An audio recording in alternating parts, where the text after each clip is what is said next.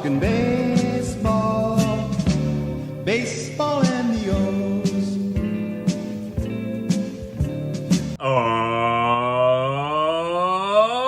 welcome back, Birdland, to another episode of the Talking Orioles Baseball Podcast. I am, of course, your host, Benny Becker.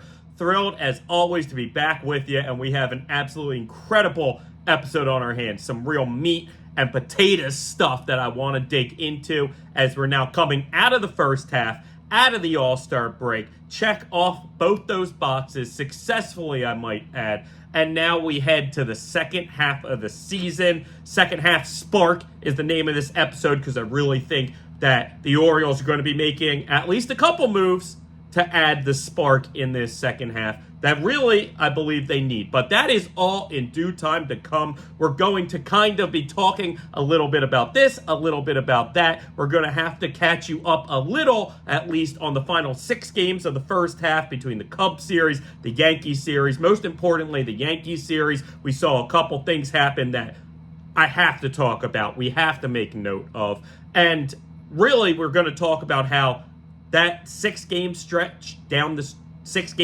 stretch of that first half wasn't pretty.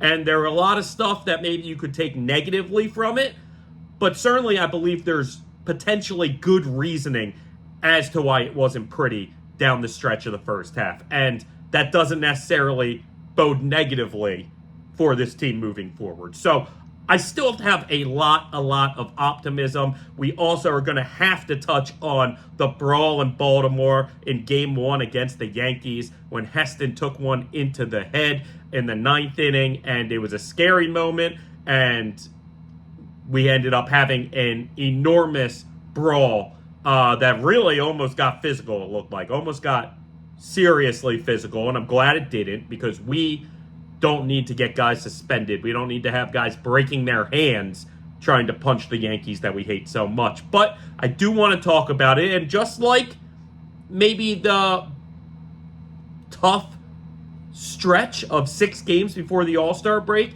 and maybe give or take, good and bad stretch kind of in the month leading up to the All-Star break by these O's, I see a lot of optimism, not just in those, but also with the brawl against the Yankees. I truly think that all of it plays well for us and will create positive things. And we'll touch on that. We're going to talk about all of that. So that's certainly something we will dig into. We have to touch a little on the All-Star game and recap the Home Run Derby, the game itself, not actually as far as the whole game, just with our guys, and kind of tell you how I feel about them in the All-Star break. At the end of the day, the All-Star game is just an exhibition, so it really doesn't mean anything. Doesn't even decide home field advantage in the World Series anymore. So, it's fun to talk about. I will say I was correct that we would wind up with 5 All-Stars. We did wind up with 5 All-Stars. So very exciting stuff there. Just going to sprinkle a little content on the All-Star game as we come out of the break. We want to catch you up on the Orioles as far as standings-wise, as far as record-wise, kind of paint you a broad-scale picture as far as where we stand headed into the second half that we will begin tonight. It's very exciting stuff, gang. This may be the most exciting Orioles season of my 35-year life. At this point, moving forward, I can't remember a time that it was this exciting. I certainly know mid-2010s, I had a ton of excitement. And, for good reason, but it ultimately didn't get there. And certainly in the late 90s, mid to late 90s, we had that excitement. But when you looked at both those teams, they aren't set up for the broad-scale future that this Orioles team is set up for now. So that's why I truly believe this is the most exciting time ever to be a Baltimore Orioles fan, at the very least, in my lifetime. That's all I'm saying.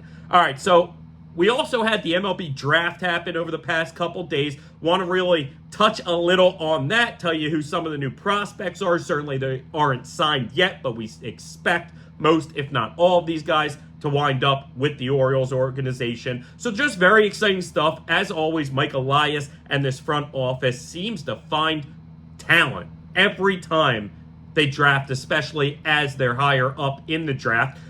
And while that may seem obvious, it is not an easy task for any MLB team to hit on these draft picks the way Mike Elias and these guys have.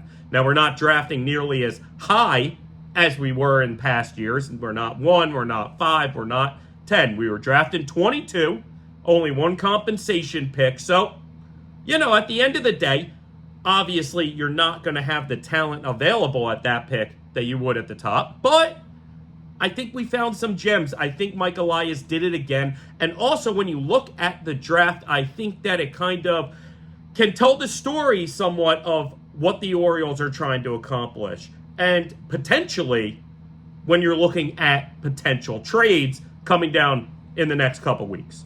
All right, so a lot of stuff to catch you up on as far as all of that. The real episode, though, is going to be about the contributions to this team and the additions that I think are coming.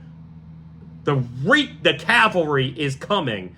The supplies are on their way as far as this Orioles roster, and we need it in some ways. As one of the best teams in baseball, we still need it. Okay, so we've talked about kind of what we need. Now we're going to touch on who's coming up, potentially, from the minors to help. Hint, Kobe Mayo. Hint, Jackson Holliday. Maybe. Just maybe. Mike Elias kind of gave us some inside information the other day that leads us to believe both those names will be in the majors. But we will talk about that and why that makes sense in many ways for these Orioles. Also, have to talk about the trade market. We're really going to sink our teeth into the trade market. Talk about actual names, the elite of the elite, the middle tier, kind of the starters, the relievers, because I really think pitching, obviously, is what these Orioles need. I don't know if the offense needs any more contributions other than maybe internal contributions. So we're going to touch on all of these players that I've kind of highlighted, whether they're obvious or not so obvious. And then we're going to talk about the case to go all in, gang. The case to go all in this year, because we have the potential to really stack our chips and push them forward. But we're also then going to make the case to not go all in, to play it conservatively, to stick to status quo, if you will. Kind of do what we did last year at the deadline, which was not go all in. And listen, you could look at the success the Rangers had last year and the lack of postseason success the Orioles had and say, maybe that wasn't the best decision. But then again, you can look at the team this year and see the contribution of players who may have been included in deals had we gone all in last year. And you never know what happens. Maybe we go all in, we trade some of these top prospects, and then we would have won the World Series last year. Certainly possible. Also possible that we would have had the exact same result and be in a worse place now. All right? So there's the case to be made for both going all in and not going all in. And frankly, I'm kind of glad it's in Mike Elias' hands because I don't know if I would trust myself in this situation. Truthfully. You give me the keys to the franchise, I'm not guaranteeing I make the best decisions for the franchise this year. I have trust in Mike Elias and this front office to figure out what the best course of action is. But we're going to have to talk about the two possible courses of action. Also, at the end, we'll talk a little bit about what is to come schedule-wise. 5 of these Orioles stayed in Arlington, or at least certainly could have, as Texas is our first opponent out of the break in Texas. We start tonight. Very excited to see how these Orioles perform coming out of this break. And also kind of what I expect as far as the Orioles coming out of this break and down the stretch through this second half. All right, so all of that's to come. Very exciting stuff. Very happy to be back on the show talking Orioles baseball and talking Orioles baseball with you. All right, so again, real quick, we just have to touch on how the first half ended. We were 1-5 down the stretch 3 against the Cubs at home, 3 against the Yankees at home. Get swept by the Cubs, and boy, was it ugly. We got outscored 21-2 in the 3 games. So not only was the hitting clearly not there, scoring less runs than games and only 2 runs in the whole series, but giving up 21 runs, I mean, the pitching certainly wasn't there necessarily either, right? 7 runs a game, that's not going to cut it. You know, if you're living in the 4, 5, even 6, okay, if the offense is there, we can live with that. But there's no way you're winning those games. In fact, the Orioles were shut out in the final 2 games of that Cubs series. So, not great. I will say they haven't had the best success against National League teams this season. You know, if you look at their record, I didn't actually jot it down, but I do know that it's, even before that 3-game sweep, it was not great. So, listen, not every team can be perfect. Not every team's going to excel in every area. And certainly, if the one you're not excelling in is playing the National League as an American League East team, I can live with that, right? I can live with that. So, not what you want to see, obviously.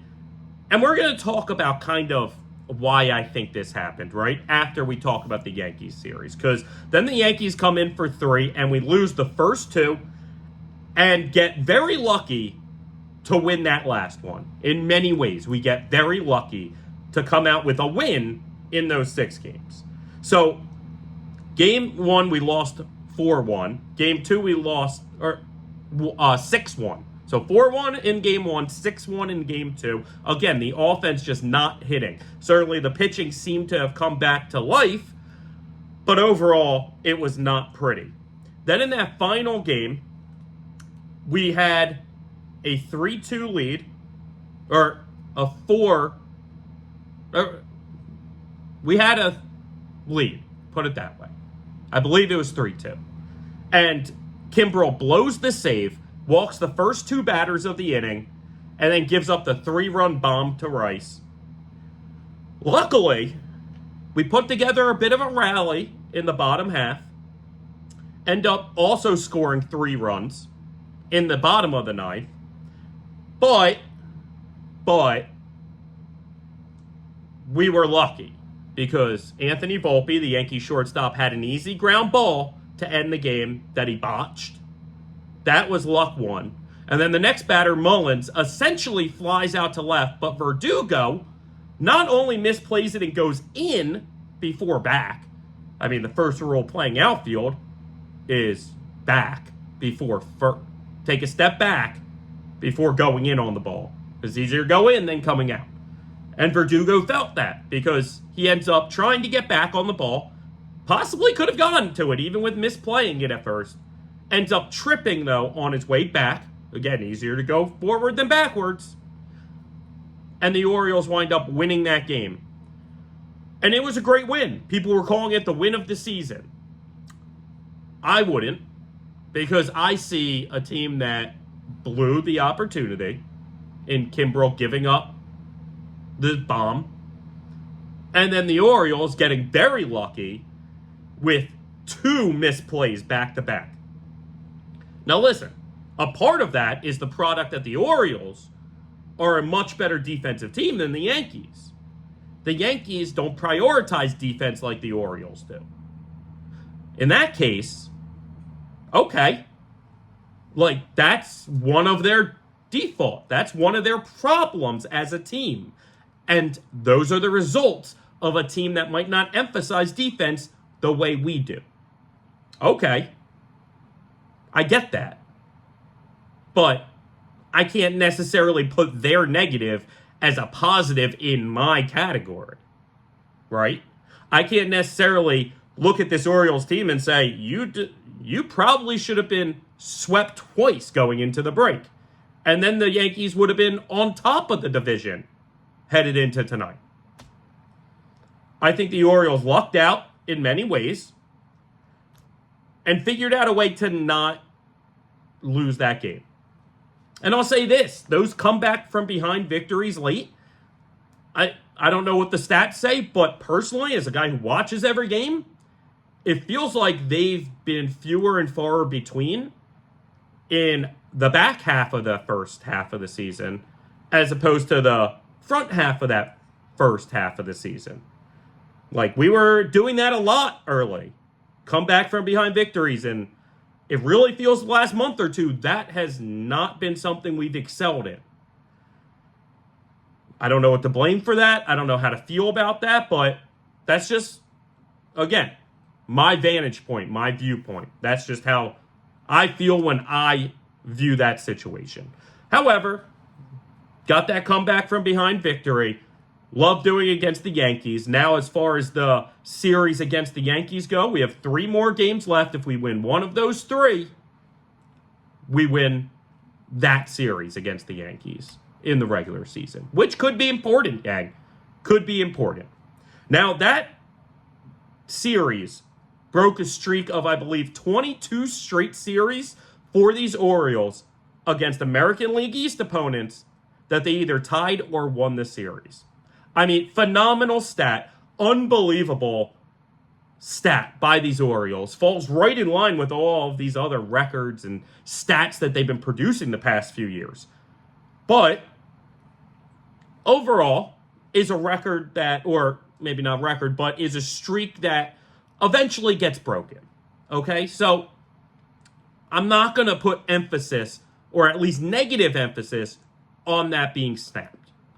What you do is you come back and you continue, or you start a new streak with that. Maybe you don't have to get to 22. Get to a dozen. And now we feel great again. Again, not easy. It's hard. Just look at the Orioles hadn't been swept in over 2 years. They've been swept 3 times this season.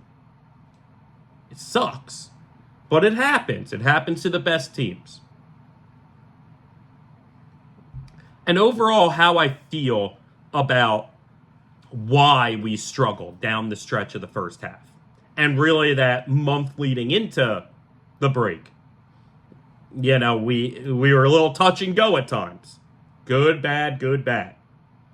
So, I feel like it only makes sense, right?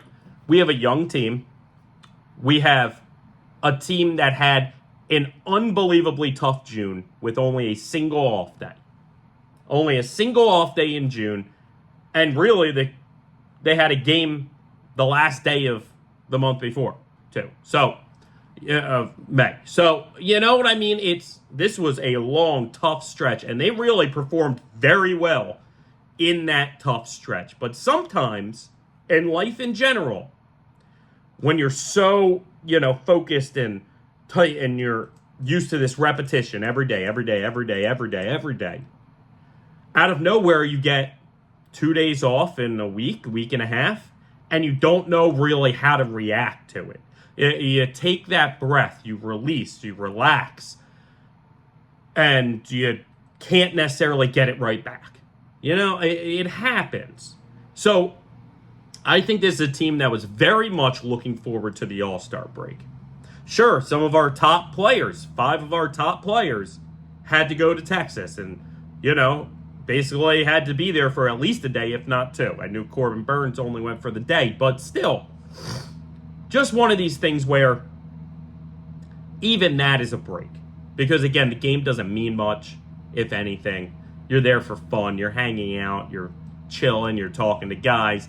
It's just kind of this fun, laid-back camp atmosphere, if you will, as opposed to the season that really means everything. So even the guys that had to go to Texas, and I'm hoping that the guys just decide to stay in Texas since they had to be there anyway today. So hopefully that kind of helps you. Like, some of these guys had to travel, hang out for 2 days, and then travel again to Texas. These other 5 guys got to just hang out the last week in the same exact part. So, I could say positive stuff about our guys having to go to the All-Star game. And overall, I think this team just desperately needed just a few days off, man. Because they had not gotten that in a month and a half. The schedule they were given, and we talked about this in spring training, was absolutely brutal. And especially when you looked at the opponents that were a part of that, it's not easy stuff, gang. So it only makes sense that maybe the fact that they didn't really stumble during those stretches, it makes sense that, they started to stumble at times going into that break. Now, game 1 of the Yankees series, we know the last game 3, had their fireworks for us. Game 1 had some fireworks too, but of a different kind.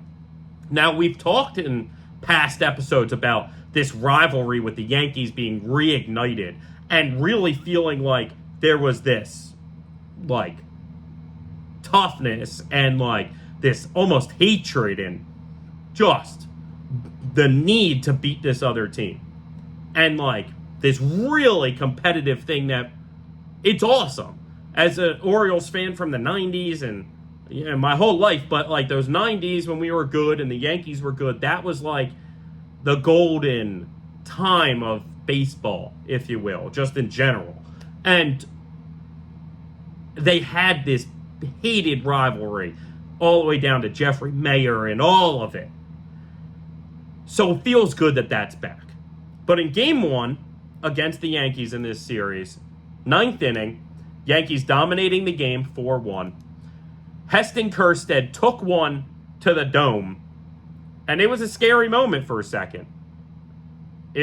This squared him right on the temple. And I know he's a big, strong kid and all of that, but still, it was scary for a second. You never want to see that. And though a ball placed in your eye socket could end your career, right? We've seen that before in the past. So it's always scary. Now, I'll just say this. I don't believe the pitch was intentional. I don't. One, it was game 1 of the series. That's not exactly the time to do it. It was also only 4-1. If it was 6-1 like the next night, okay, a 5-run lead, but a 3-run lead put a man on, tying runs in the on-deck circle. So it's just one of these things where I don't think that would have been a spot for the Yankees to do it. Maybe running a little up and in on him. Maybe that was the intention. It was raining again, so control of the baseball maybe isn't necessarily there like you normally have it in dry conditions. So I'll just say I believe it was probably a mistake. That pitch. Not intentional. But Brandon Hyde maybe didn't take it that way. At the very least, Brandon Hyde didn't like what he saw and heard from the Yankees dugout. I think he looked over and saw Booney and maybe a bench coach or two snickering or maybe laughing or whatever it may have been that Brandon Hyde saw. He lost his mind. And I love it. And he wasn't the only one. Freddie Gonzalez did it, bench coach. You saw multiple players doing it. The Orioles bullpen made it on the field almost instantly. The Yankees trailed barely coming out. In fact, when you look at sheer numbers on the field, the Orioles were in their blacks, the Yankees were in their grays, right? And there were probably 30 to 40 black jerseys out there on the field. Probably 30.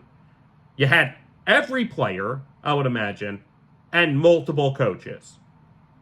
The Yankees looked like they had, dozen and a half players on the field that didn't really look like they had any interest in being there. They didn't look like they cared. They didn't look like they wanted to back their guys up. The Orioles, on the other hand, looked like they were out for blood. Brandon Hyde, Freddie Gonzalez, even guys like Anthony Santander and Ryan O'Hearn looked like raging bulls out there. Looked like they were going to rip off Yankees' heads. And that's why I believe we were lucky that it didn't escalate to where punches were thrown. And then we had players suspended or even worse, hurt because they start hitting Yankees. Now, I will say, I love the rivalry back. It's an awesome, awesome thing. And it's not awesome that Heston got pegged in the head and ended up on concussion protocol. Now, all indications are that Heston is fine. Heston will be all right. And hopefully will be rejoining the team sooner rather than later. Assuming there's the position spot for him. But that's something we'll talk about later in the episode. Now, I think the camaraderie is something the Orioles have that the Yankees just don't. I think that vibe, that team mentality, all for one mentality, that love of each other is in that Orioles clubhouse and team way more than New York. That's the main thing I took out of it. And also I believe that this will not make them want to beat the Yankees more, but make them want to beat the Yankees more. You know, like you say, oh, I couldn't want it anymore until you do. And then you realize, oh, what I thought was a 10 before was only an 8. And now I'm at a 12. You know? And maybe that put the Orioles there. I was shocked that they didn't win that next game. Truly shocked.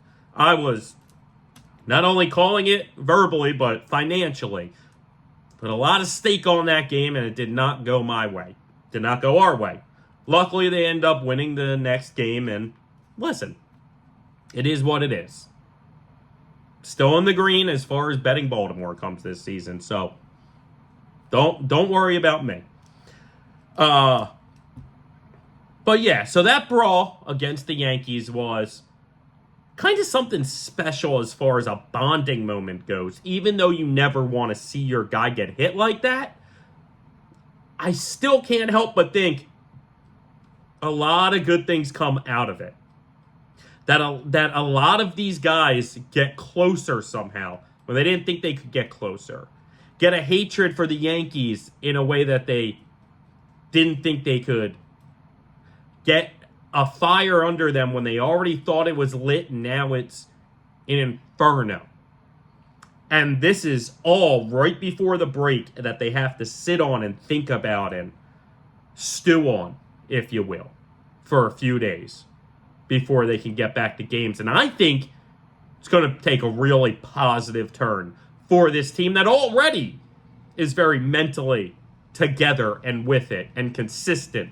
And everything we want to see from a winning team, this team already has it. And I think an incident like this only strengthens all of those positive things. All right, so like I said, coming out of the All-Star break, we had 5 guys. You heard it here first, okay? We had announced 3, and then live on an episode, we actually had the breaking news, maybe our first breaking news on the Talkin' Orioles Baseball podcast, that Jordan Westburg had made the team live while we were on air. Very cool. That made it 4. Santander ended up joining him. Of course, it was Gunnar, Adley, and Corbin were on the original rosters. Westburg and Santander certainly deserved it. You could argue that O'Hearn and Mountcastle also deserved it, but at a certain spot or a certain point, you're just out of spots. And it is what it is. And again, it's an honor. It's awesome. But I don't think any of these guys are devastated if they don't make it, as long as they're in consideration. You know what I mean? It's kind of like you don't have to win the Oscar. It's an honor to be nominated, and certainly that's kind of tongue-in-cheek a little. However, there's something to that. There's something to, hey, Ryan O'Hearn, you're one of the top 3, maybe 4. You're one of the top 4 designated hitters in the American League. And yeah, maybe you should have made it over Fry, but maybe somebody else should have made it over Fry also. Maybe Fry shouldn't have made it. Maybe this guy shouldn't have made it. We talked about that as far as Kimbrel goes, with the Yankees closer being added. Now, I question whether Kimbrel should have been on there because, again, even in his dominance, I've been questioning Craig Kimbrel this whole season. Like it or not, for better or worse, I don't know. I don't know about Kimbrel. I just don't. And I've been saying this since day one, gang.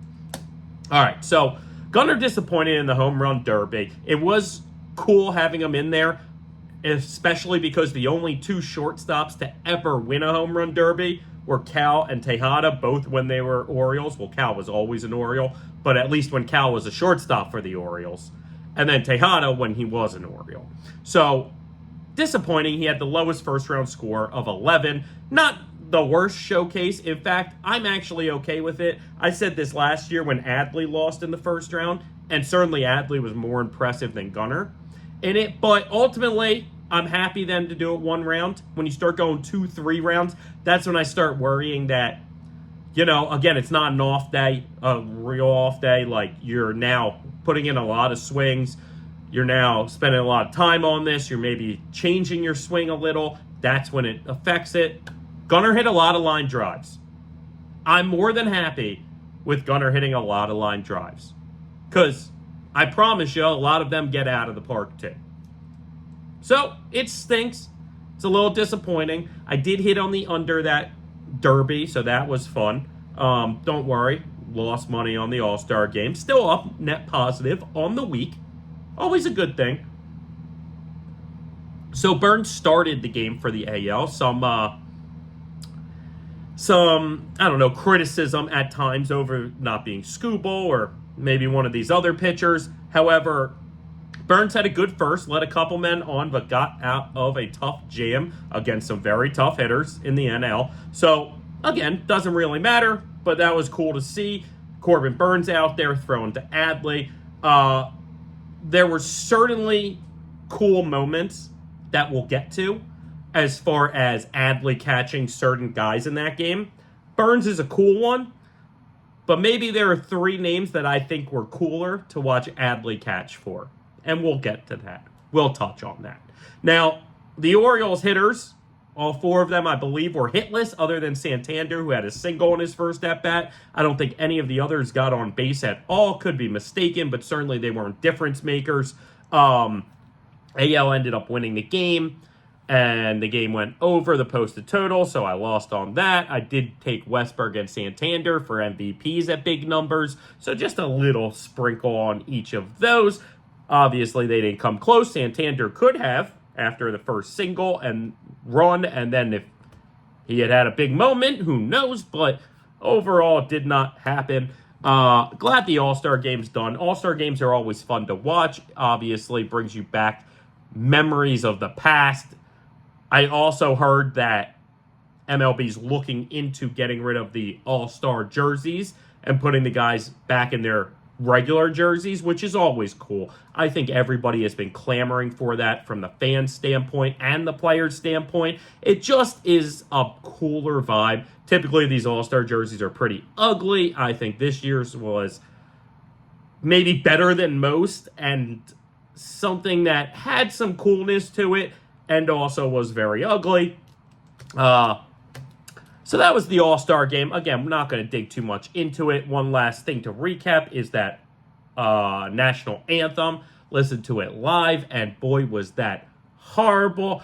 I mean, I'm not going to make fun of it because I understand that she came out saying she was drunk and going to rehab or getting help or whatever it may be, and I wish the best for her. I don't even know who she is, but that was not a good first impression by any means. And drunk or sober, I feel like I could sing better than she did. So, as a professional singer, I would expect you to maybe be able to sing better drunk. At least understand that I'm all fucked up. I missed a couple notes. I'm just going to take it down and kind of chill my way through the rest of this. At no point did she seem to make that decision. She said, I'm going to push on it. Full gear. And it was one for the record books, gang. All right. So, where do the Orioles stand now headed into the second half? Sitting at 58-38, 20 games over 500, a full game up on the New York Yankees, half game back of Cleveland for that number 1 seed in the AL. I believe 4.5 up on Boston, who's third in the AL East. Not worried about Boston ever coming close to us. I think the Yankees are the ones that have to worry about Boston getting close to them. And they better hope that they can stick with us moving forward. yeah, I think no matter what moves we make or don't make, we're one of the best teams in baseball. So I could see Cleveland being a tough team moving forward and being the 1 seed in the AL. I could even see Cleveland somehow getting to the World Series. I don't know if I can see the Yankees, currently constructed, getting to the World Series. I've been saying it all year, gang. I've been saying it all year. If it's not us in the AL, I truly think at this moment it's Cleveland. And you might be like, oh, well, top 2 records in the AL. Yeah, but the Yankees are betting favorites right now. So, most people would tell you it's them. I disagree. I disagree heavily. I actually would put Houston, maybe Seattle. Who knows? Yeah, that's probably it ahead of the Yankees, but I don't know. Very interested to see what all these teams do at the deadline as well, because that's going to shape up a lot. That's going to really affect how these teams look next month and moving forward. So we'll see about all that. Now, the MLB draft was a special time for me when I was growing up. It was one of these things that I always loved. I always spent all year kind of looking forward to. I always would look into these prospects and really get these vibes and learn about all of these high school and college players and have this broad depth of this draft. Well, that was because the Orioles sucked. And that was really, and we didn't spend money much. So we had to get our players through the draft. Unfortunately, we were not very good at it. In fact, one year, we drafted a kid named Billy Rowell. I believe it was 5th overall that year. 1 pick ahead of Tim Lincecum. And Billy Rowell was a local kid for me. Went to school right down the street at Bishop Eustis.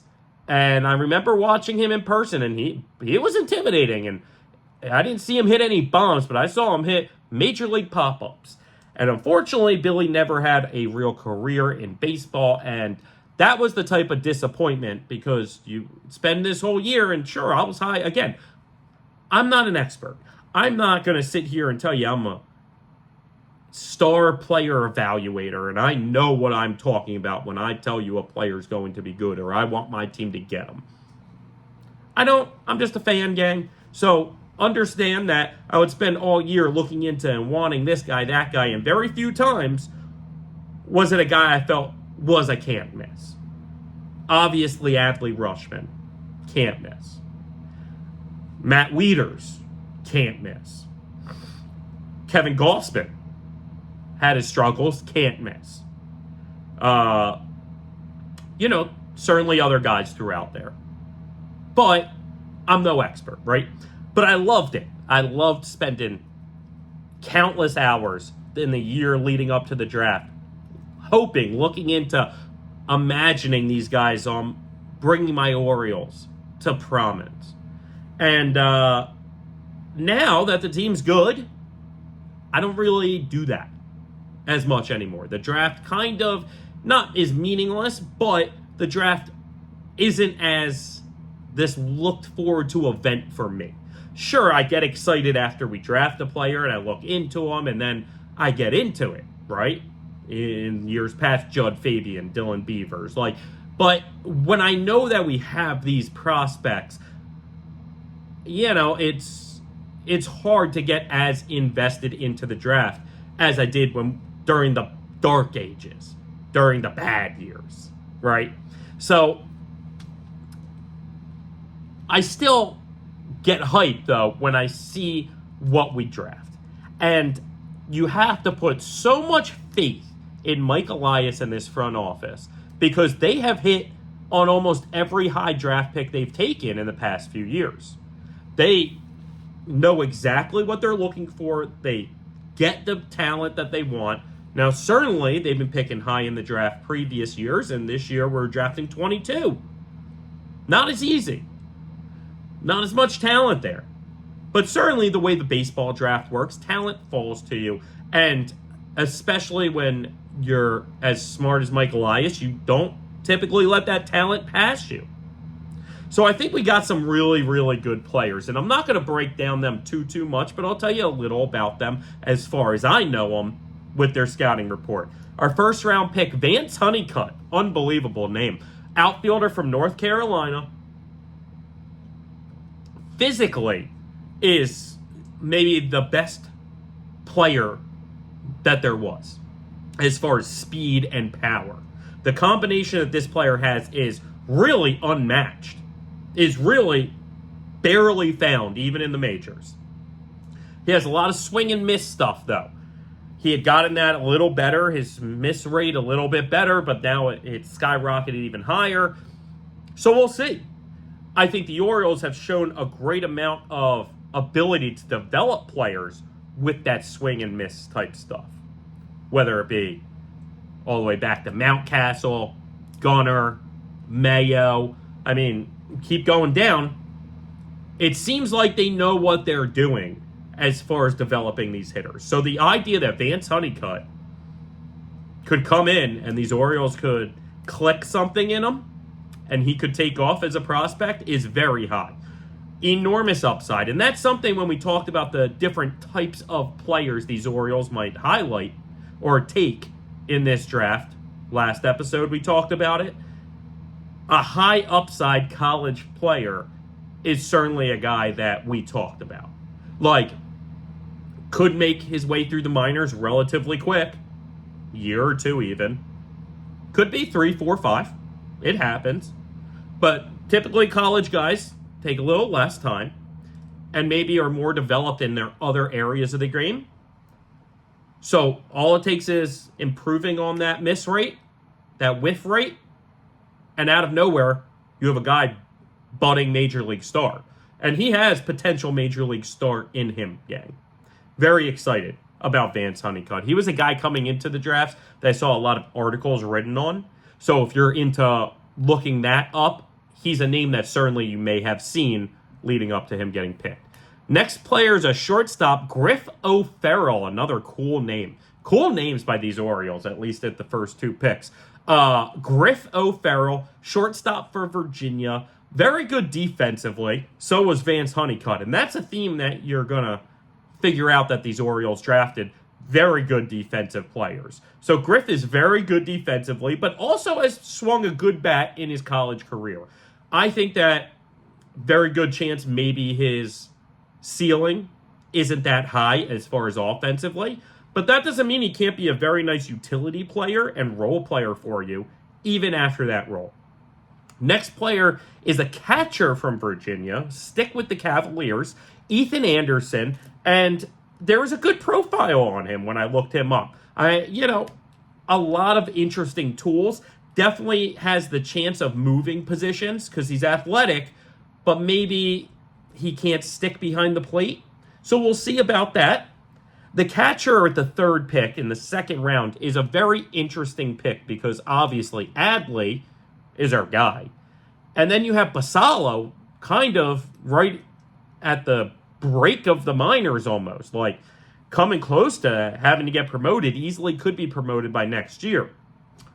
I want to believe the Orioles keep Basallo and them drafting catchers, which they did 4 times in the 20 rounds, 4 times with their 21 picks, they drafted a catcher. 4 of their 10 position players they drafted were catchers.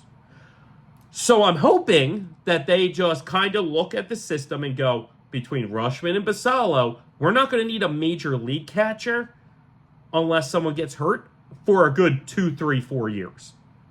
In which case, we can draft a bunch of catchers this year, stock them, really let them develop, and then maybe in a few years, we have these major league ready catchers again. I'm really hoping it's that and not we're going to trade Basallo and we really need to re-up on these catchers. That's what I'm not hoping it is. I'm hoping we keep Basallo, but we'll touch on that. Next one is Austin O'Verne, outfielder from USC, very fast and defensive. More of a slap guy when it comes to batting, but that plays. I think that plays. We have a ton of power on this team. A ton of power. like Adley, Gunnar, Westberg,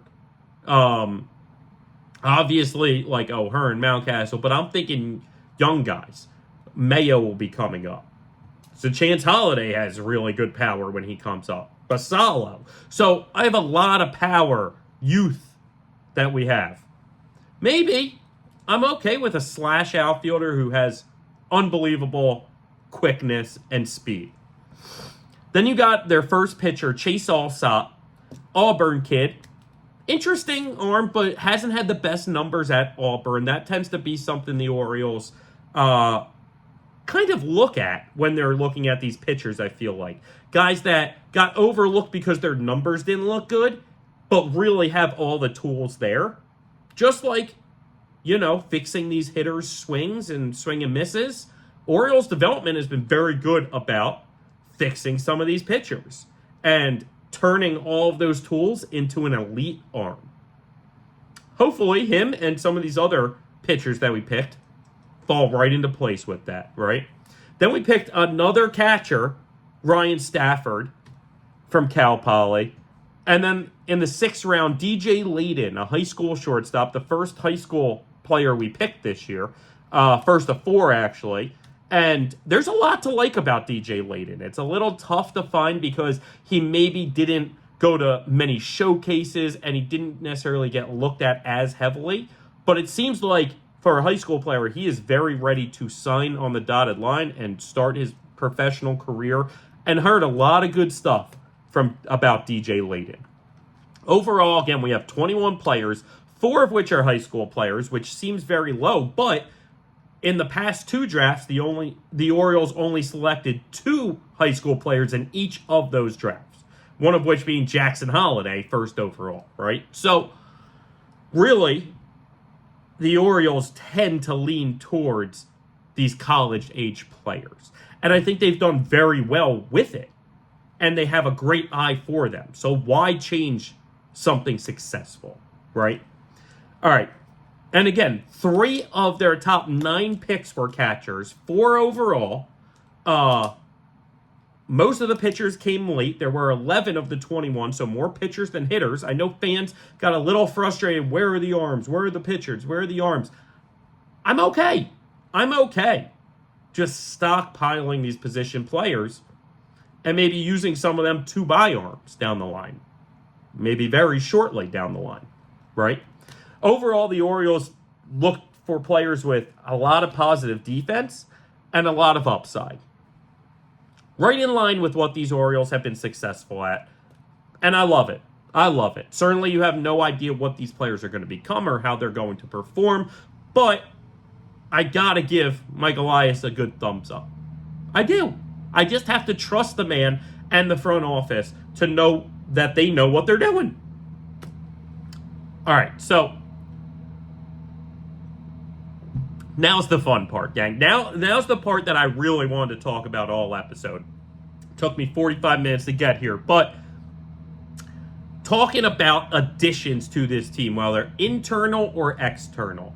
And I really think Mike Elias has shown you, or told you at least, a part of the additions coming. And whether you like it or not, I think most fans are going to love the first name and maybe be hesitant on the second name, which is crazy to me. But Mike Elias has said that Kobe Mayo and Jackson Holliday, they expect to be big contributors, quote unquote, for this team in the second half. Big contributors. That means that Mayo and Holliday are coming up. I heard reports that the Mayo one is imminent. Like, I wouldn't be shocked if they announce it before we're even off air, to be honest with you. But definitely maybe when they're coming back to Baltimore. We'll see about Holliday. I'm a little surprised that they're not just going to let Holliday finish out the year in the minors, maybe bring him up when rosters expand, and maybe that's what he's talking about. We'll have to see. Certainly, if one of them comes up, who goes down? Okay, so I think the obvious answer is Ramon Urias, a man that our first few episodes in the season, head we were calling for, and we didn't think he was going to make it this far at times. He's turned it around, but ultimately, I just don't think he gives us enough of that spark, gives us enough of that pop that we need. He has some clutch moments. He has a good glove, but his glove has not looked nearly as good. Maybe it's because he has a lot less playing time now. But ultimately, the glove seems to not be as good as it's been, and the bat seems to be just as average as it's been at best. I think the Orioles replace one of them, or replace Ramon Urias with Mayo, personally. Apologies for the cut. I've been dealing with a tough allergy hit today. So I've been sneezing and all of which all day. So excuse me, we cut out. So you don't have to listen and watch me sneeze. And if it happens again, we're going to cut it out again. All right. So to get back to Mayo, I think Mayo is the easy guy to then bring in, considering Urias usually plays third when he gets his playing time. And this might allow this might allow Westberg to move more to second. It's tough, though, because we've talked about this lack of playing time for Coby Mayo because Mateo's played a great second. Westberg has played great in general, but really defensively been much better at third than second. So if you then lock him in at second, now your defense definitely takes a bit of a hit. Now, if Jackson comes up, Jackson then plays more second and Mayo plays more third, and Westberg will play more third and second and bounce around like he has been. Overall, though, then who leaves, right? So if Mayo and Holliday are coming up, and we assume Urias is gone, then where does it take us? Well, most people would probably say Jorge Mateo. I don't think that's the case, though. Because, frankly, while Gunnar plays almost every day, Mateo is the backup shortstop, right? You could say Holliday could play short, sure, but I feel more confident probably in Mateo playing it. Plus, I think Mateo is just that X factor off the bench, like we've been saying since spring training.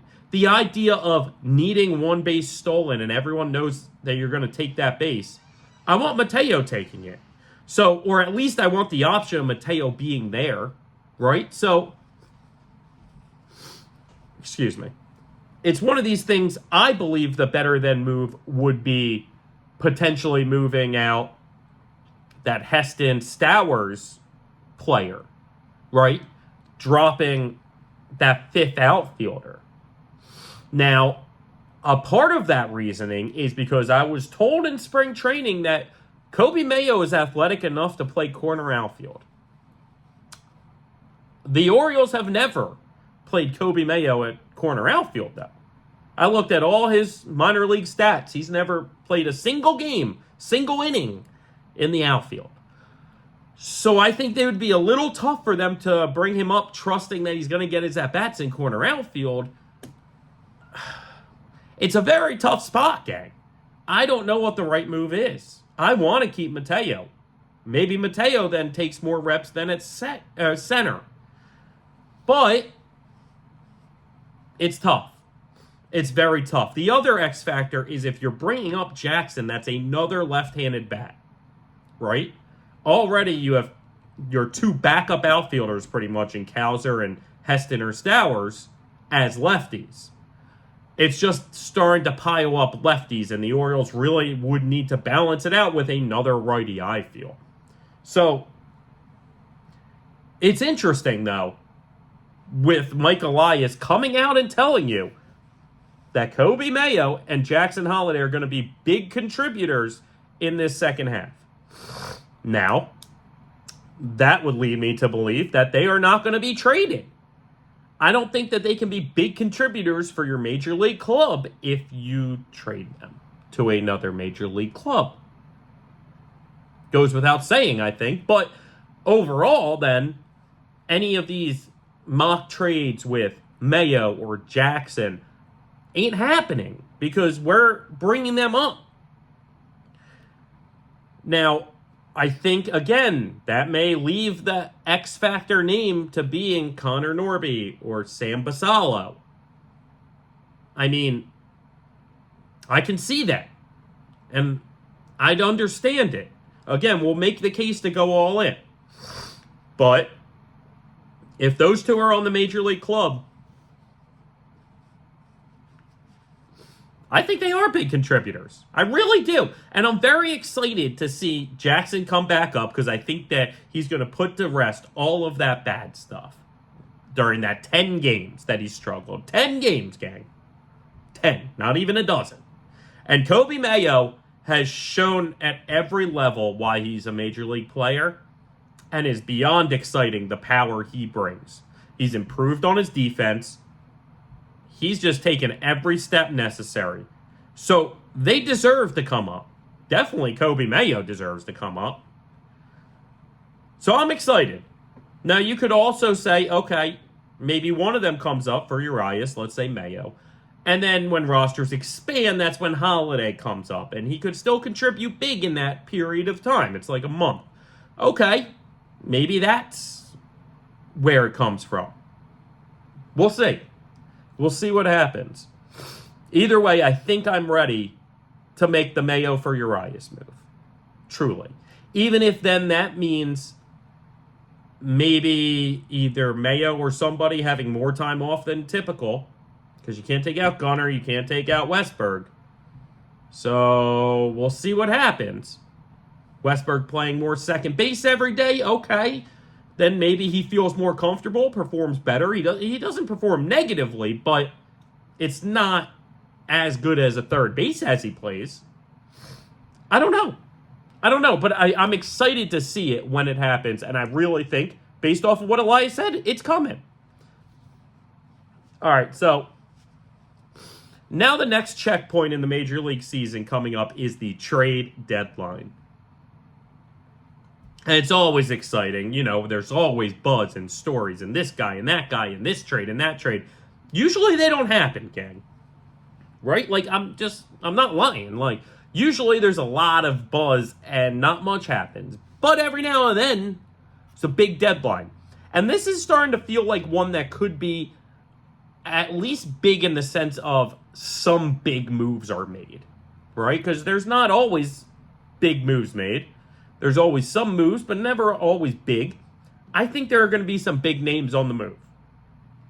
And when we look at the Orioles, it has to be on the pitching side, right? The offensive side, we're sound on. We're almost too sound on. We have too many players. Again, we want to bring up these two studs in Mayo and Holliday, and there's not necessarily the exact room for them.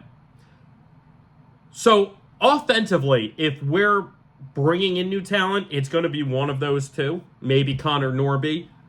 Something internal, right? Pitching is really where we need to improve. We've sent Cade Povich down to the minors again. Sure, he can come back up, but I don't know if he will this season. At least not right away. So we have the top two in Burns and Grayrod. Love that. The bullpen has been good. We touched on that an episode or two ago. We looked through the bullpen, and it's been good. A B+, let's say.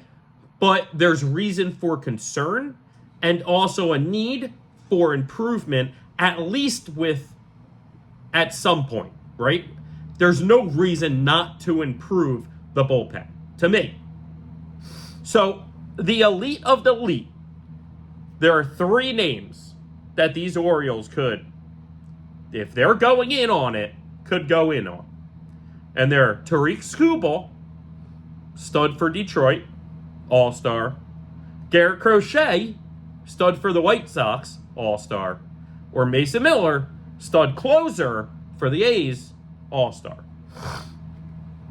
Okay, now, we mentioned earlier in the show, we saw Burns to Adley in the all-star game, and that was cool. But there were three guys cooler throwing to Adley during that game. Those are the three guys. When you got to watch Tariq Skubal throw to Adley, you were like, oh man, can you imagine this? When you saw Garrett Crochet, you were like, God, can you imagine this? When you saw Mason Miller, you were like, oh my God, like, could you imagine this? And I think Adley felt that too. I think Adley, you could look into his eyes and be like, oh man, can we get these guys? Like, can I be catching these guys every week? I'd love it. I'd love it. And that would require going all in big time, gang, to bring in just one, let alone all three. I don't think all three make sense. I think one of the starters and Mason Miller make the most sense. Personally, I want Mason Miller more than anything. And people might call me crazy because Kimbrel's been okay this season. He's been pretty good. When he's good, he's been really good. And then when he's been ugly, it's gotten a little off the rails and ugly. But there hasn't been a ton of ugly. It's been a lot more good. So it's easy to look at Kimbrel and be like, oh my goodness, like, why would we bring in a closer? We have a guy who should have made the All-Star team. He's one of the all-time greats, 4th on the save list. And yeah, last episode or 2 episodes ago, I talked about the thought that having Craig Kimbrel on the mound to close out the World Series and be in that picture celebrating, there's something to that makes sense. It makes a lot more sense for it to be Mason Miller. And I made the case for Mason Miller a long time ago, months ago. And it's the same argument. Mason Miller's under control for 5 more years. He's in his mid-20s.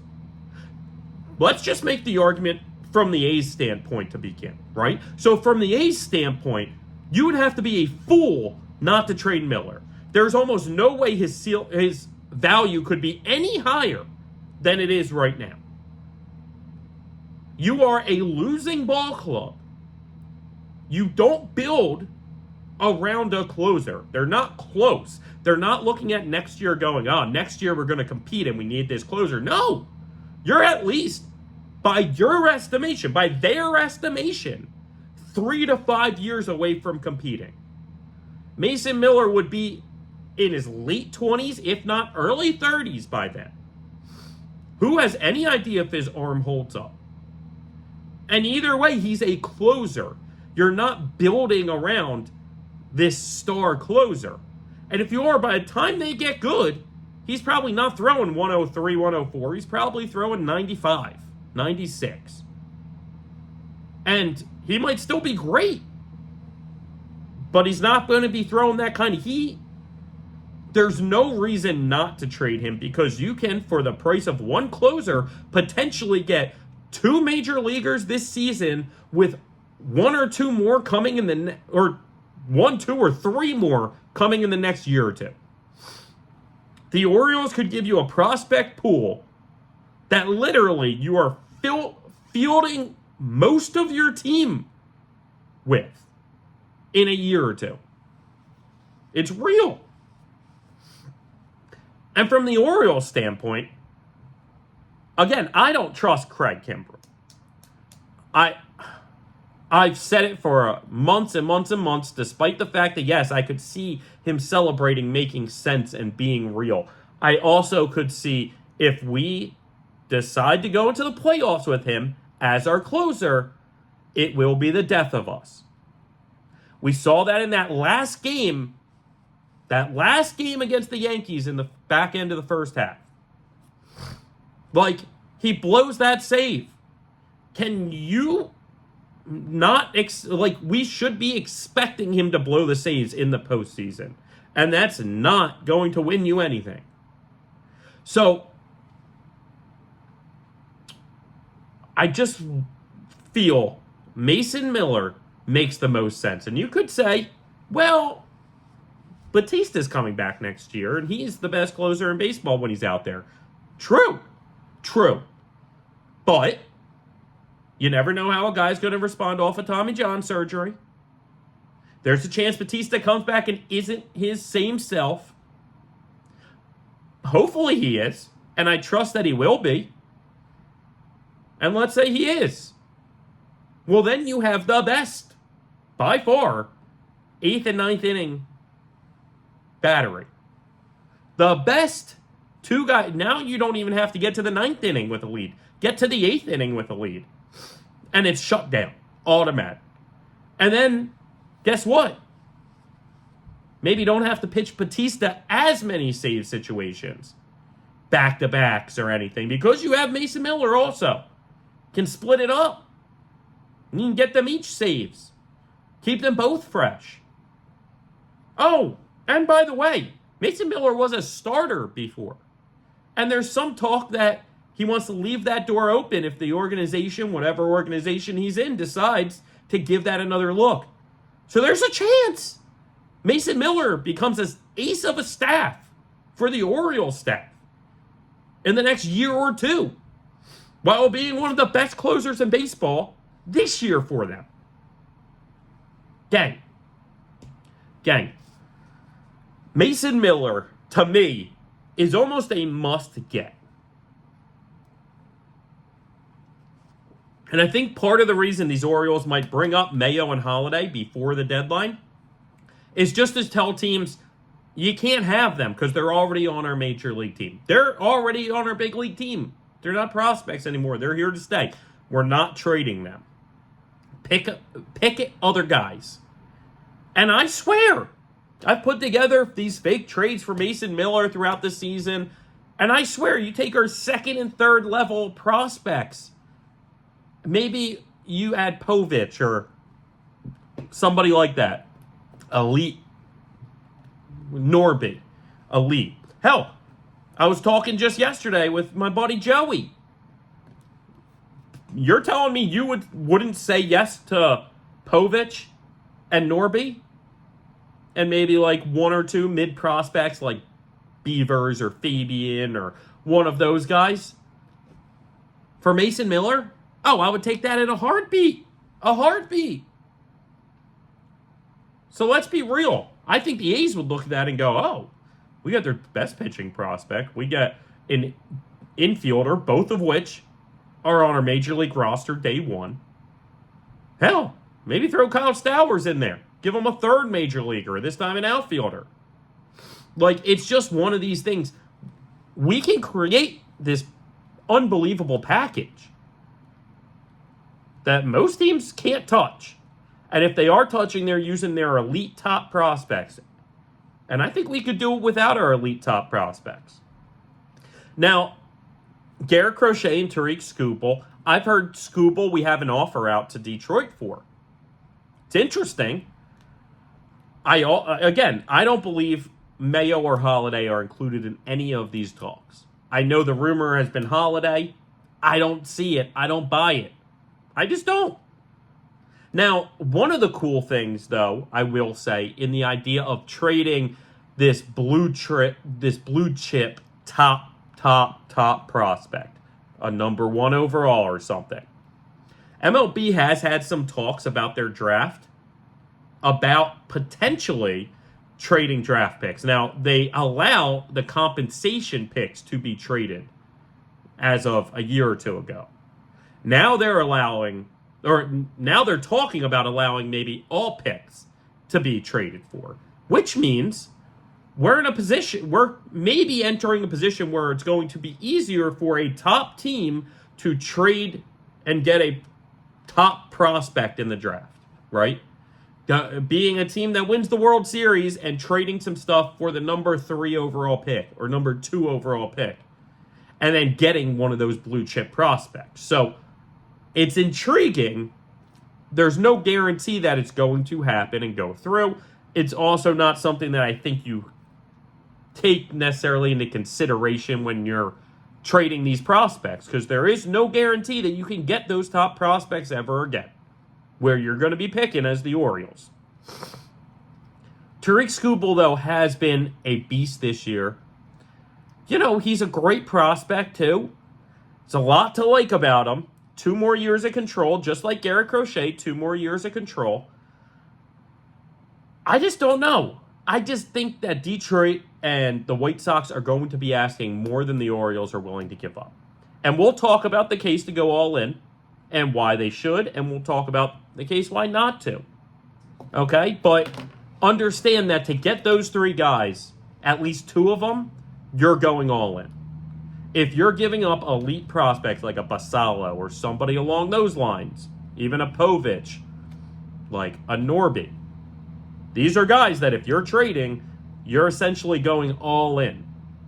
So why not continue going all in? Garrett Crochet, same deal. I think the White Sox are going to want an absolute haul for him. But it seems like the thought around baseball is that definitely Crochet and maybe even Skubal are likely to get dealt, which is very intriguing.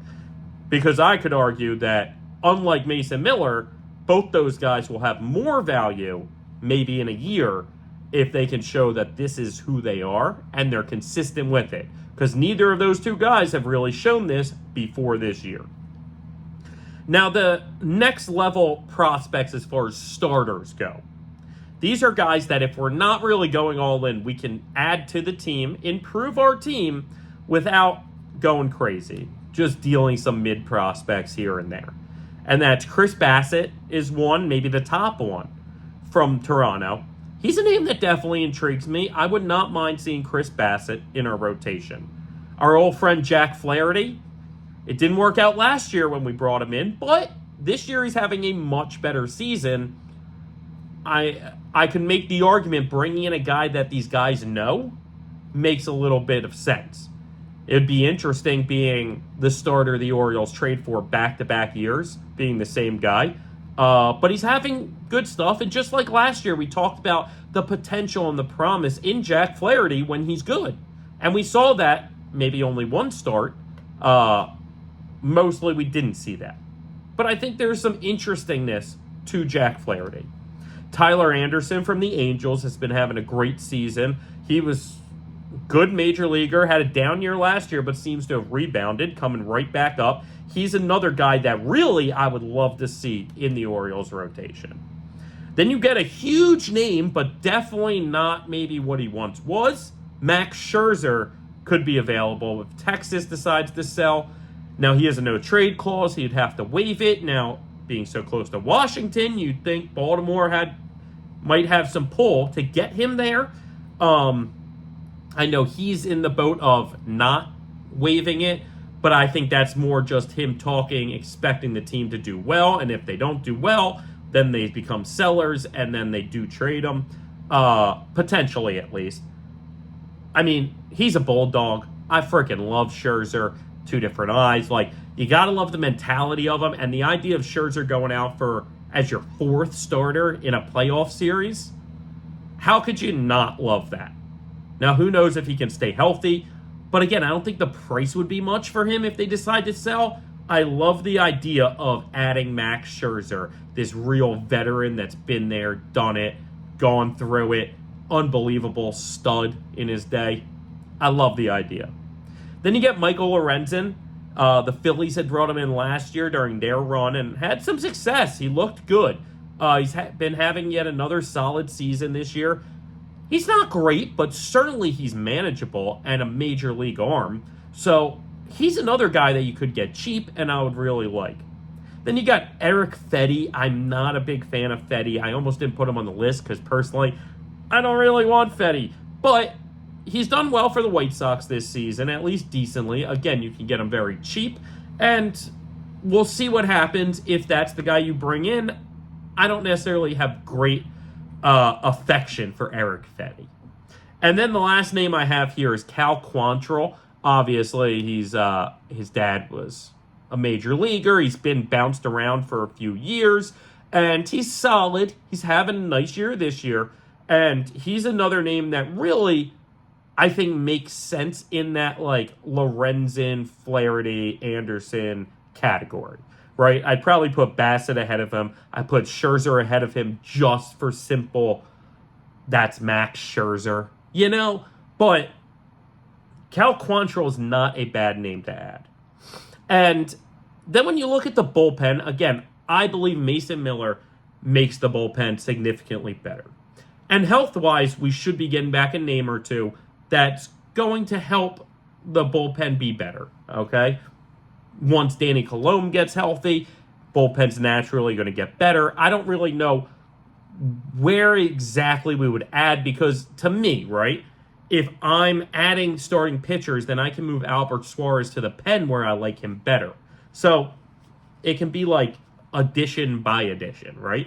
I can add to the bullpen by adding to my starter.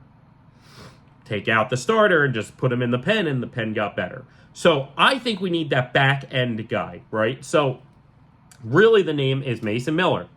And if it's not going to be Mason Miller, Ryan Helsley from Cardinals has been one that I've talked up a decent amount. I think he makes some sense. I don't know if the Cardinals are going to sell like the A's are going to sell. So I don't know if the Cardinals decide that they're in it and they're not going to give up their closer. I think even so, there's some reasons why they might give up the closer, even if they're buying elsewhere.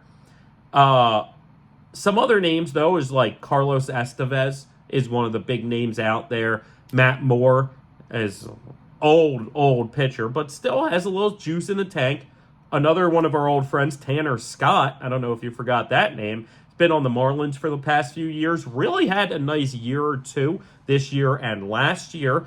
And that was a guy, if you watched the All-Star game and you saw him pitch, you were like, impressive.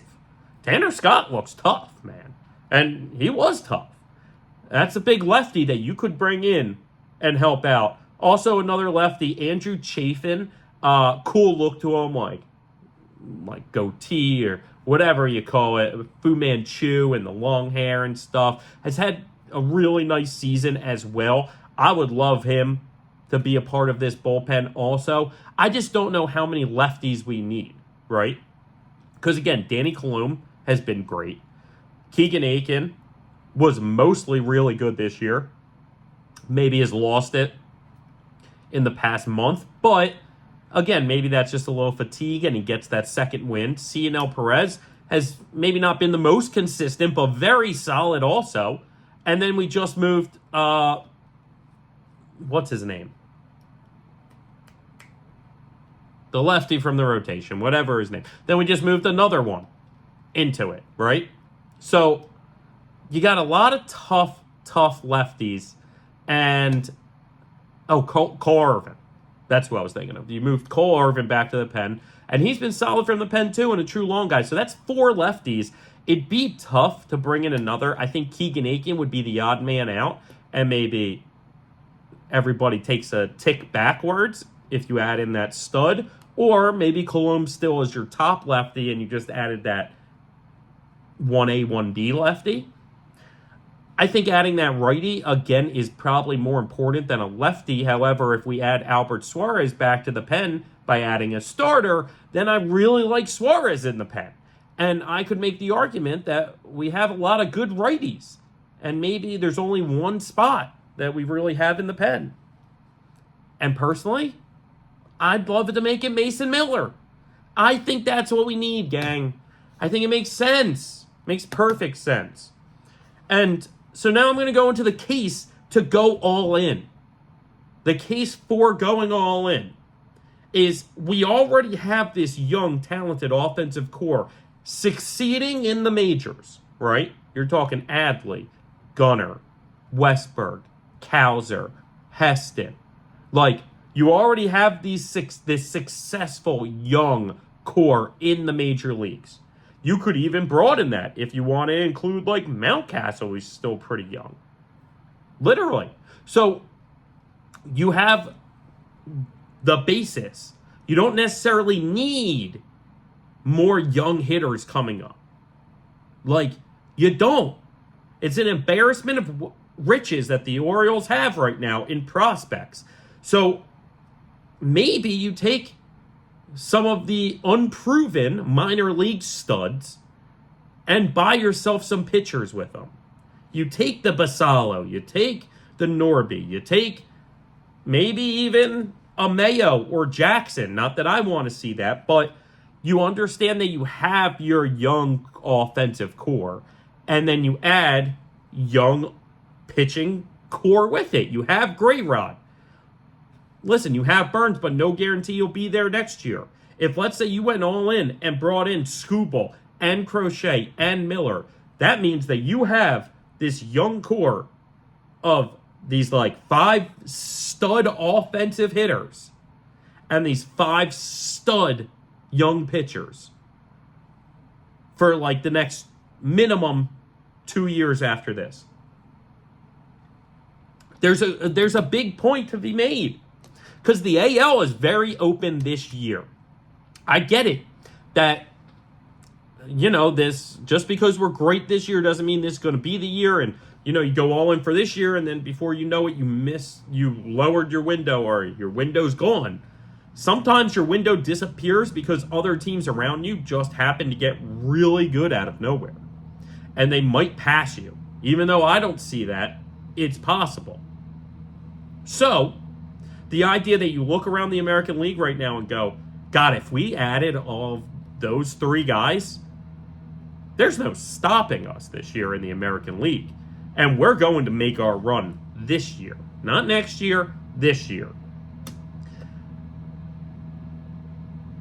And what's rare for a team that could go all in is we could go all in and still not sell our future, right? Both with the players we're giving up and the talent acquired. Because the talent acquired, if we were to get Skubal, Crochet, Miller, they have team control for 2 to 5 years. And they're young. And so we're not mortgaging the future because we're bringing in guys that are now going to be part of our future. But also in the players we're giving up because, again, we have an embarrassment of riches. We could give up a lot of top prospects and still have a really well-rounded and solid minor league system with some unbelievably, insanely talented young offensive players already in the majors. It's possible. It's also possible to go all in and not have to give up Mayo or Holliday. And again, give up maybe every other top guy by going all in for those 3. But then out of nowhere, you look at it and you go, oh, wow. Like, this team is unbelievably good. Already you say that. Can you imagine if they just basically went, oh, yeah, so we have the guy who started the All-Star game. We went out and got the guy that threw the 2nd inning, the 3rd inning, the 5th inning, and all of which dominated. Like, I'm just saying, gang. I'm just saying. It's rare that a team going all in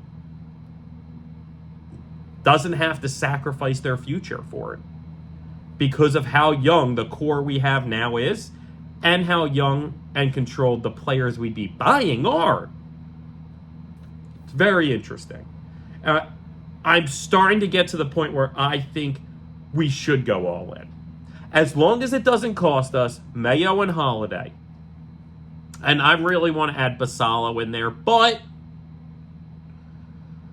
I don't want to give up Basalo, but I probably would. If I can get all 3 of those guys, I'd probably be fine giving up Basalo. But I don't want to, right? So let's just say we can go all in and keep Holliday, Mayo, and Basalo. I mean, I think it's a phenomenal thing that we should do. We should go out and go all in.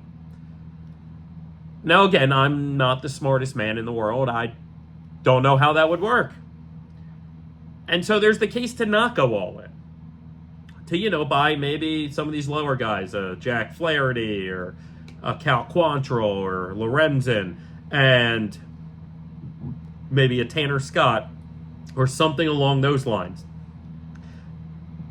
And the reason not to go all in, I think, is because we have a historically deep pool of elite hitting talent, right? So obviously the guys that are already in the majors that we mentioned, the guys that we think are about to be promoted in Mayo and Holliday.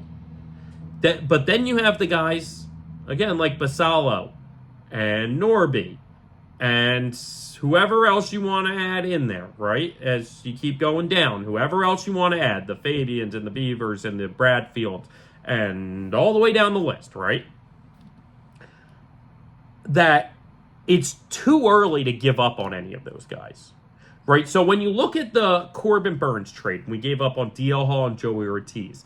They were essentially out of options, if not out of options. They were guys that really just hit an age that they just didn't break through quick enough and they didn't get their chance. Now, yeah, you could say, okay, well, then the value goes down a little. Maybe, but we still got Corbin Burns for the two. So I don't know if you can really argue that. And maybe it's too early to give up on the guys that have 2, 3, 5 years of control left to where it's like, oh, well, they haven't even been called up yet. They're not even on the 40. Like, we haven't even used an option for them yet. And we might not next year. And then it's like, okay, well, then we use the option the year after. And then they have 3 options. And it's like, we have 3 to 5 years of control left on these guys. And this is a historically elite group of young talent. Why don't we just see how it all shakes out and who really turns out to be the best? And we hold on to all of them this year for another year or so. Because then we can really get a much better idea of who these players are, who they're going to be, how it shapes out, where these guys are playing, how the lineup looks, and who we want to build around. Obviously, we're going to be building around Adley, Gunnar, Westberg. Sure, probably Mayo, probably Jackson, probably Heston. But again, Cowser. But again, you start adding all these names. Maybe, let's say in 2 years, a guy like Cowser, had you held on to all of these, a guy like Cowser might now be more of the fringe guy. And he's good, and he's talented, but it's a guy that we can now give up in a trade for somebody else. Whereas maybe had we traded everybody else this year, in a year or two we're looking going, oh, well, now we need to upgrade there because he's just not what we thought it was. Instead of, we have the guys to replace him, we just get rid of them now. That's one of the arguments, right? Is it too early to get rid of these guys with options? I don't know. Also, an argument to not go all in this year is technically we are still ahead of schedule, gang. These Orioles, now, we're thinking they won 101 games last year, best team in the AL. Obviously didn't do well in the playoffs, but now we're coming back this year, projected for another 100-win season, looking like we might be the best team in the AL, or at least right near the best team in the AL record-wise. It's one of these things where this was the year that we were supposed to kind of hit that 100-win mark, maybe. Last year, we were just supposed to push for like a wild card spot, and we ended up winning 101 games.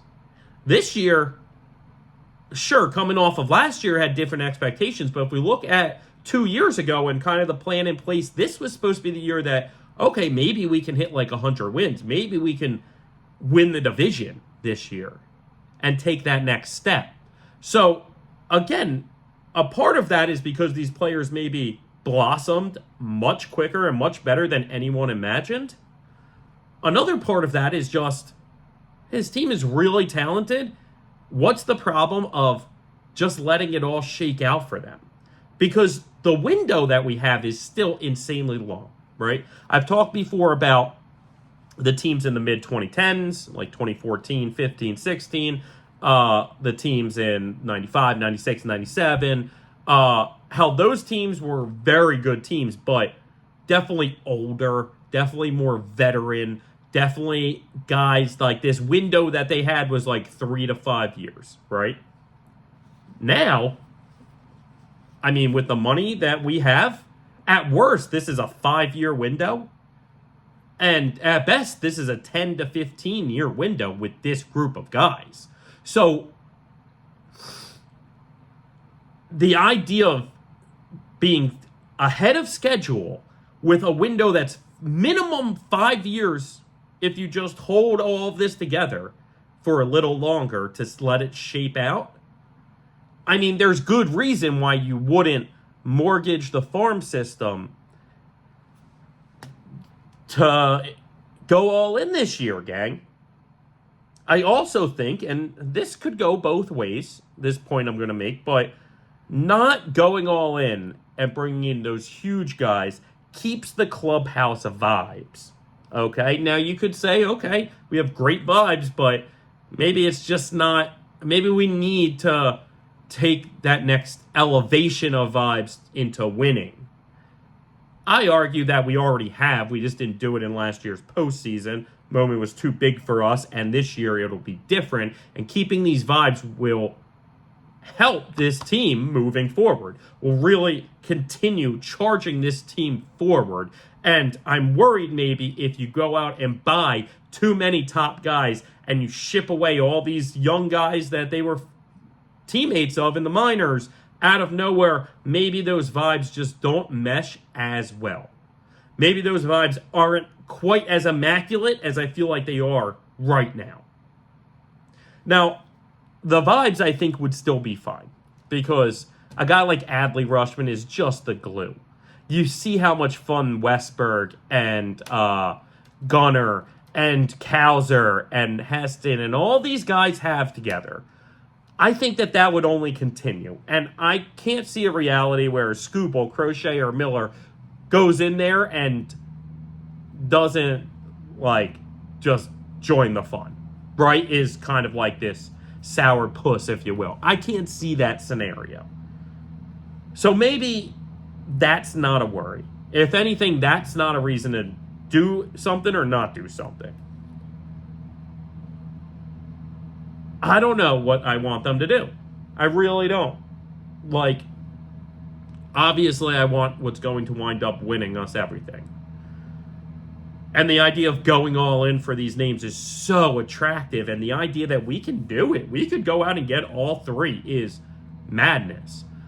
I just worry about picking off these guys a little too soon, trading them off a little too soon, and then maybe the roster that we think is so solid moving forward just shifts by one or two guys, maybe not taking those next steps, maybe taking a step back, and then out of nowhere, we're like, oh, now we have to go buy, which isn't a problem with our new ownership group, but then you look at some of the guys you gave up, right? I make the comparison to the Rangers trading Brian Regans last year Cole Regans last year to the Royals for Chapman, right?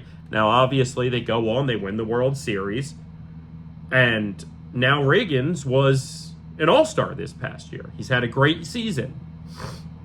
So now you start picking and choosing. It's like, okay, if we won it all off that move, yeah, I'd be thrilled. But still, a little part of me would be like, all right, but we bought like a 40-year-old reliever that did help us, but maybe we would have won it without him. And the idea is just because you buy him doesn't mean you definitely get him. Now, it's more intriguing because these guys aren't old relievers. They're very young. They're in their prime. They have years of control left. So, again, we're not mortgaging the future just by technically trading a lot of top prospects.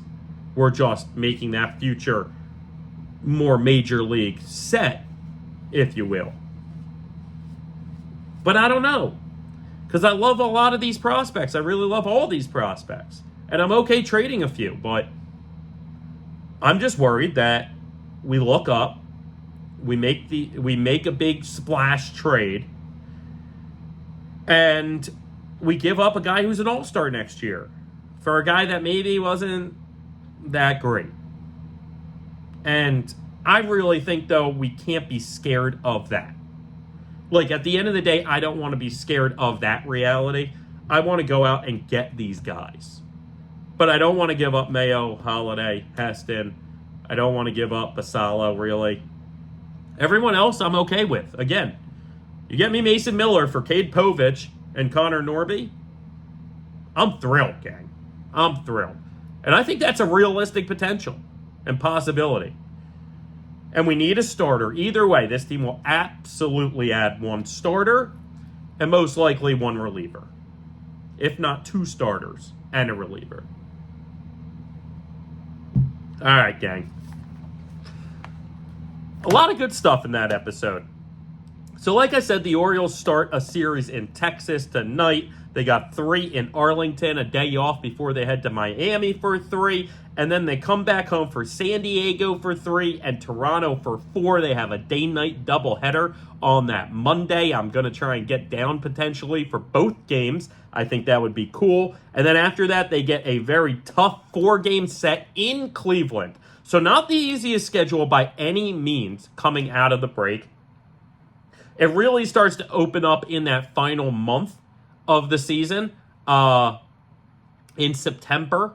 But, we got to get there. We got to get through July and at least halfway through August before it opens up a little bit. Still, these Orioles are a good enough team that I really think we're going to come out of the break really hot and really consistent. I just think we were sputtering a little towards the end because we just needed a break. We just needed a breath of fresh air. And now we're going to come back kicking ass all the time. I believe it. I really do, gang. So that was another episode 34, second half spark of the Talkin' Orioles baseball podcast. Very excited of what's to come. I have at least plans to go to at least 2 or 3 days worth of games. Again, I'm trying to hit that day-night double header against Toronto in a couple Mondays. So very exciting stuff coming up. I'm also going to be trying to get to that t-shirt hoodie game on, early September, I believe that is. Neither here or there, gang. Very exciting stuff. I can't wait to get to the yard next. So I appreciate you sticking with us. A lot of good stuff that come. Be sure to check us out on Instagram and X or Twitter or whatever you call it. TikTok is right around the corner. Make sure you check out our next episode. She'll be back by Monday. All right, gang. You have a great rest of your weekend, and let's go O's.